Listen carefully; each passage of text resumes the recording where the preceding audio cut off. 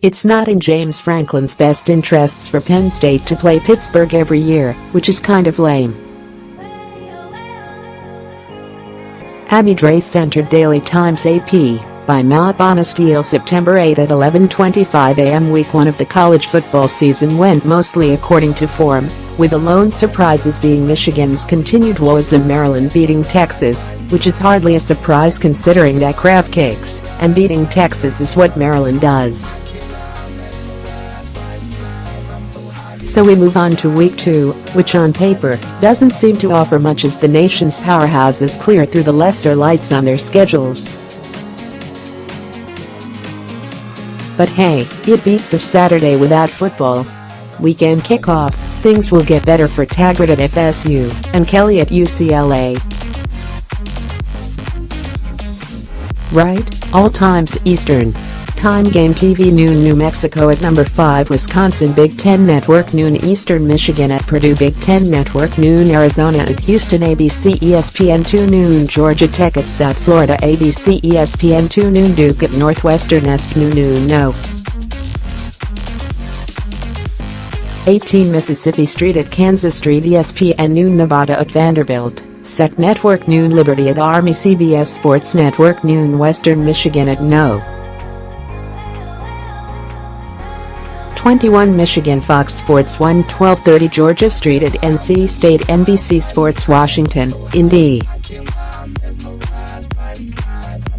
C area, 1 UCLA at number 6 Oklahoma Fox 2 Portland Street at number 23 Oregon Pac-12 Network 3:30 Colorado at Nebraska ABC 3:30 No. 3 Georgia at number 24 South Carolina CBS 3:30 Arkansas Street at number 1 Alabama ESPN2 3:30 Lafayette at Delaware MASN, Indy. C area, 3:30 North Carolina at East Carolina, ESPNU 3:30 Memphis at Navy CBS Sports Network 3:30 Ball Street. At number 8 Notre Dame NBC 3:30 Rutgers at number 4 Ohio State Big Ten Network 4 Southern Illinois at Mississippi SEC Network 4 EXU at Tennessee SEC Network 5 North Dakota at No. 9 Washington Pac-12 Network 5 Iowa Street at Iowa Fox 6 Fordham at Richmond NBC Sports Washington, Indy. C area, 7 number 2 Clemson at Texas A&M ESPN 7 SE Louisiana at number 11 LSU ESPN2 7 Wyoming at Missouri ESPNU 720 Samford at Florida Street. WDC 820, Indy C area, 7:30 Alabama Street at number 7 Auburn SEC Network 7:30 Kentucky at No. 25 Florida SEC Network 7:30 Western Illinois at Illinois Big Ten Network 7:30 Virginia at Indiana Big Ten Network 7:30 Arkansas at Colorado Street. CBS Sports Network 7:30 Utah at Northern Illinois ESPNU 7:30 Fresno Street at Minnesota Fox Sports 1/8 No.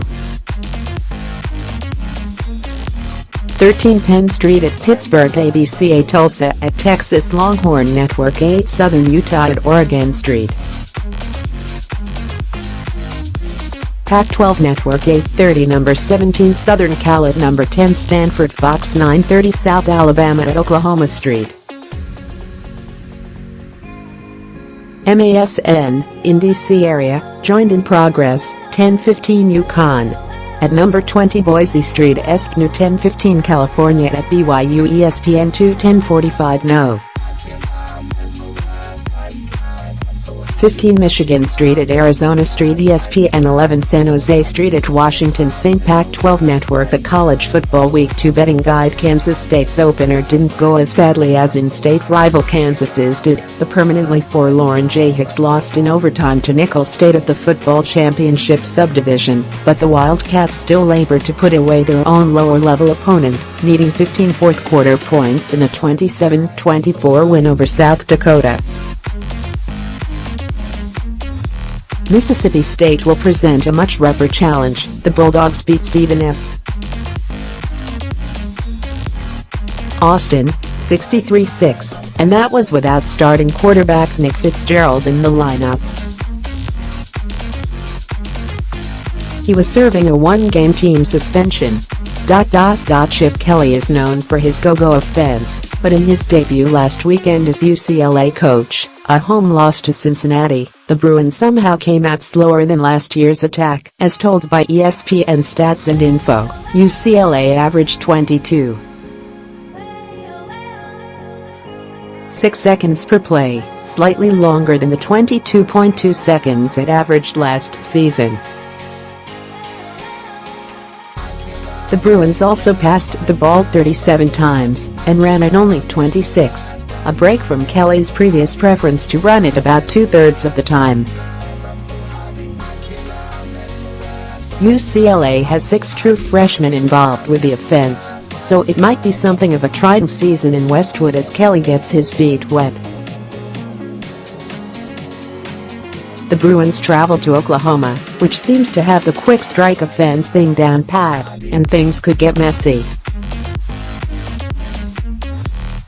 The first game of the second Scott Frost era at Nebraska, this one with him as the Cornhuskers coach, lasted one play last weekend. Nebraska's game against Akron was delayed immediately after kickoff because of and eventually called off, and no, ticket holders aren't getting a refund.